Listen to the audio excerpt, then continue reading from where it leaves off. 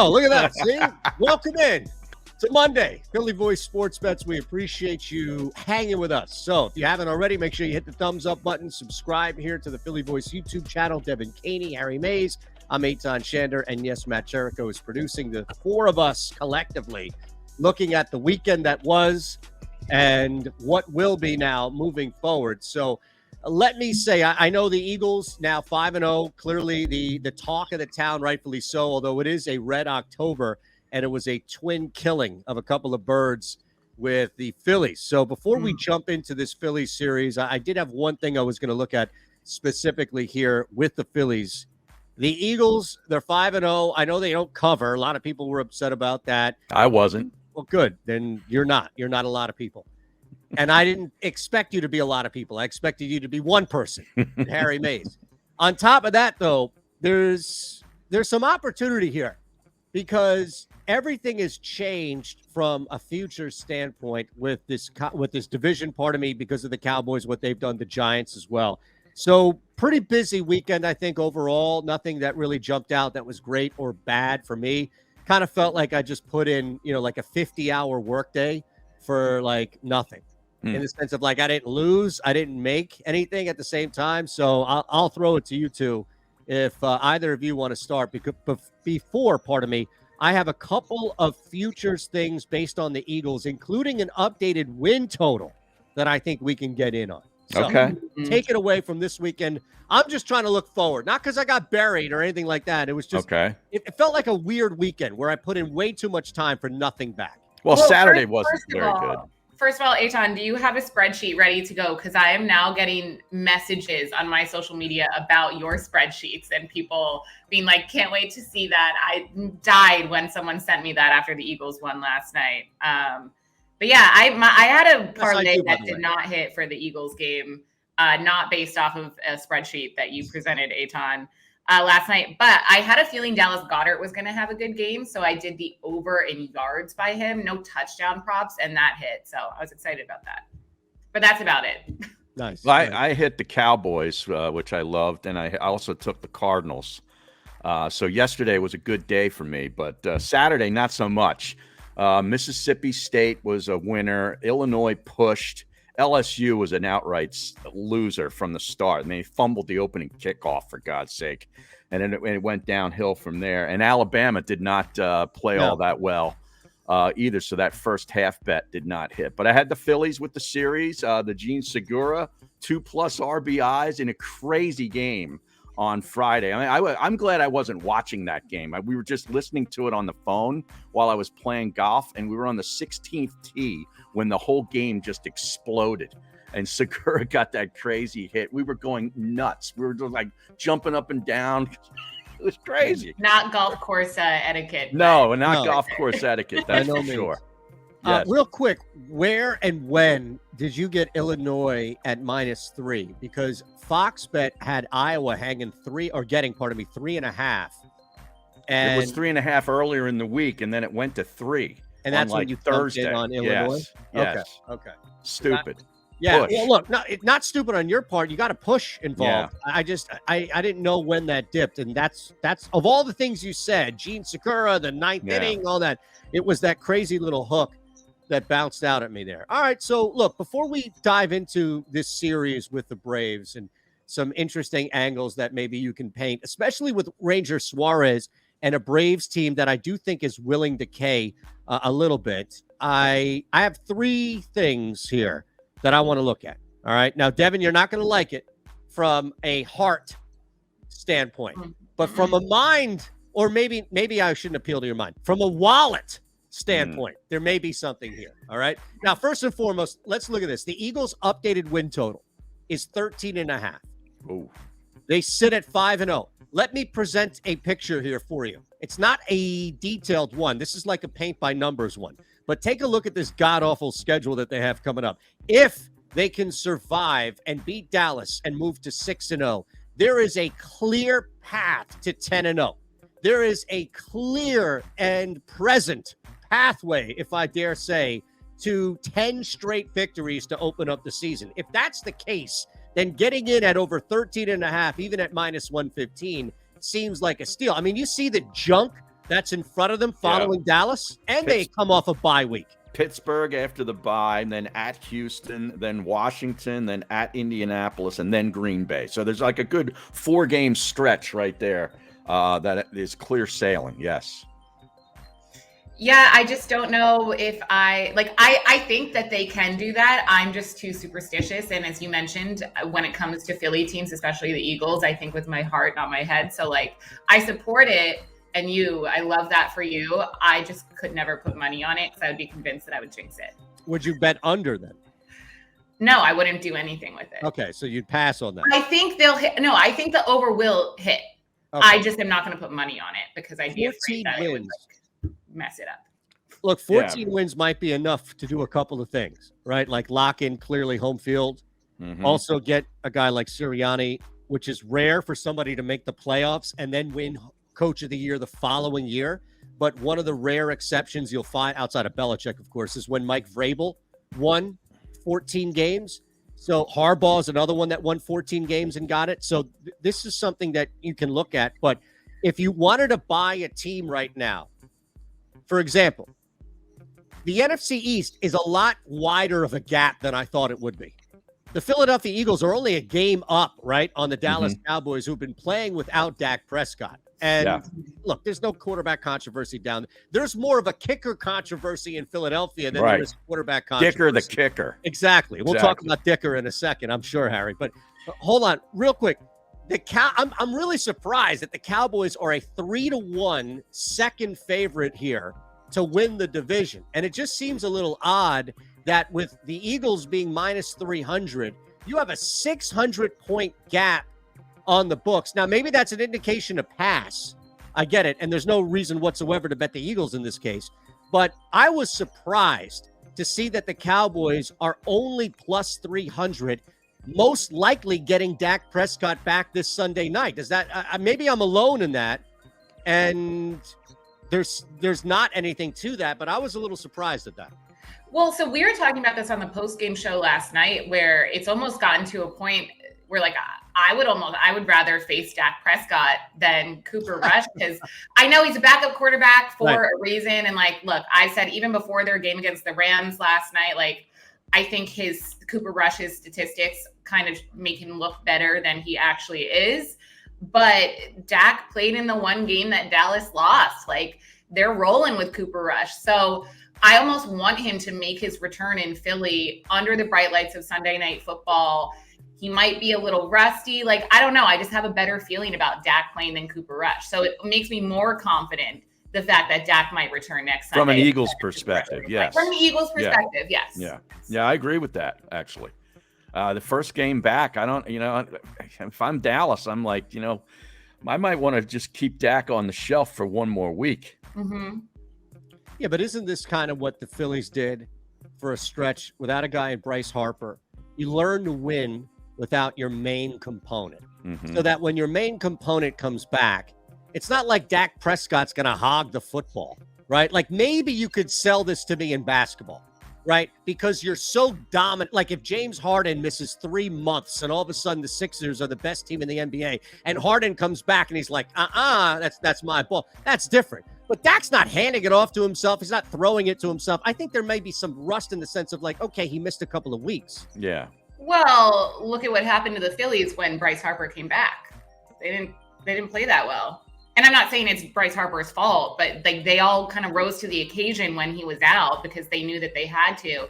And then he came back. He wasn't playing like the Bryce Harper we know. And they kind of went into that September slump shortly after that. So. Yeah, which they're still technically unable to. And then he guaranteed the series against the Cardinals and hit a that's home run. Fine. So Dak comes in guaranteeing Sunday night, Harry. That would be awesome. That would make for great television. Yeah, speaking of which, Matt, Mike, whatever the hell that bozo's name is down there in Dallas, McCarthy, was ripping off spreads to the team last week in the locker. He was? Did you hear that? Yeah. No. Yeah, he was going back and forth about the spread and how everybody thinks you're going to get killed and kept showing him the spread. Well, he was right though. That line was out of whack, and we called it last week. I said the wrong team's favored. Dallas should be favored. Absolutely. I'll find that specific thing for you because it was pretty funny. By all means. All right, let's look at this Philly series here. Not a lot is up except maybe the futures here. But if you just wanted to look at game one, the Braves have been off a little bit. There is this approach, if you want, with Ranger Suarez, where he's clearly not Aaron Nola, Zach Wheeler, Aaron Nola. I think the Braves still look at the Phillies, and rightfully so, as a team that they are superior to. So this is kind of like the macro of like getting to a good pitcher in the first inning. This would be the one that I think you could have some fun with, right? Like the Phillies winning games, it's going to be Ranger Suarez at total. So if you wanted to, you could go Phillies plus 1.5 over 6.5 at plus 230. Little same game action. I like that. There was some disparity with the offshore books and like a DraftKings on this series. Did you notice this, Eitan? They're plus 170, the Phillies are on Bet Online, offshore, and plus 155 on DraftKings. Really? Yeah. Just looked it up this morning. We got the email from our buddy Shapiro, and it was plus 170. I see it, and plus 155 on DraftKings this morning. Well, don't play it on DraftKings. No, I know, but I'm taking the Phillies. That's what I would say. Definitely don't play it on DraftKings. I mean, look, at 170, I don't know. And the Phillies website doesn't even have the pictures up. Nope. I just see Suarez there. And you think it's going to be Suarez? On FanDuel, like it says. Yeah. Oh, really? Because DraftKings had nothing, and the Phillies website has nothing. No, it's slated here. Okay. Suarez versus Fried. Well, we like Ranger Suarez on this show. He's been good to us. Do we like Phillies money line? What can you get it at? Let's see. Plus 152 for me. Yeah, on FanDuel. I'm just curious what happens if we go ahead and do a little live shopping on this one, because if I can get a better plus 160 on DK and Unibet. Here's the thing. Let's look at Devin's interesting question, right? Because it's best shot now is 160. What do you think happens over the next day? Because a lot of people are going to build up conversation. Is it, the Phillies blew their steam, plus 170 Superbook? Look at that. So depending on where you are, right? In Jersey, if you're definitely take advantage of that extra dime, 20 cents really technically over FanDuel. Thank you for the Superbook shout out, by the way. There you go. Cherico's always looking. But what do you guys think? What do you all, part of me, think happens over the next, 2 day, I would say? Do you think all of a sudden the Phillies start gaining steam here? I mean, I don't see Ranger Suarez and the Phillies outside of people in this area taking, So I think if anything, it goes towards Atlanta. Yeah, this may move up. What do you think? 180? Is that too much to ask? No, I think I could see that. Yeah. I don't think the Phillies are anybody's darling outside of Philadelphia. Not like the Eagles. No, exactly.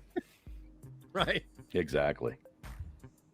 Do you have any thoughts on Monday Night Football? There's some before we serious trends here. I know. We're going to do that real quick. Anything else?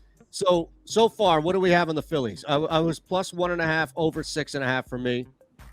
I like that. I'll tell you on that. You have that? That's what I was just looking at. The Plex, I have the same number, plus 1.5 over 6.5. Yep. Okay. There's not much right now. So it's afternoon baseball. How great is that? I love it. Love it. Fantastic. All right. Let's see. Monday Night Football. All right. This is where I know, Matt, if you want, you can bring this sucker up. Why don't we go ahead? There it is. There it is. Well, I tell you, it's like I came in up 15 through 2 days, got my ass kicked, went up, got my ass kicked, went up. And it's way too much work to do absolutely nothing. All right. So let's see. For tonight, I'm going to go KC -3 in the first quarter. The bottom 5 here is what I'm doing. So I'm taking I'm laying the Chiefs at even money, -3 first quarter. I'm going under 26.5 first half for the Kansas City Chiefs. I'm laying a half a pick for Derek Carr versus Mahomes. That's at like plus 190, 195. Just so you look at, this is what I'm betting on the left. This is what the return is on the right for those who are asking. And then under 4.5 total sacks in the game, not just KC, but in the game. And this one moved. This one was at plus 105 and is now down to minus 110. Carlson has hit multiple field goals, 2+ field goals in the last 3 games. So for some reason at like 5 a.m., this was at plus 105. So I jumped on that. So those are the 5 that I'm rolling with tonight. Wait, so it's for Carr to throw an interception? So this is a head-to-head. DraftKings or FanDuel. No, maybe that's DraftKings. I'm sorry. This is all DraftKings. I misput that in there. So Carr will have 1 interception more than Mahomes. Correct. I'm laying a half a pick. Right. Matt Rule's just fired. Oh, man. Not shocked. Look at that. In fact, I think I called that yesterday at watching the game on. Here's the thing, though. Remember, so Red this Zone. is crazy. Last Thursday, coming into that game, Matt Rule was the odds-on favorite to be fired, right? Mm-hmm. Oh, pardon me. After Thursday night, since Nathaniel Hackett and the Broncos were just so trash, he moved up, and Matt Rule dropped to the second. Yeah. So Rule was at like plus money for, I guess, before this weekend. So if you were paying attention, you got in Rule at the start of the season, and then that dipped because the Panthers were just god-awful. And then through there, you got Rule once again following this past Thursday night because Nathaniel Hackett moved into first place. Man. So that's a pretty decent ticket right there.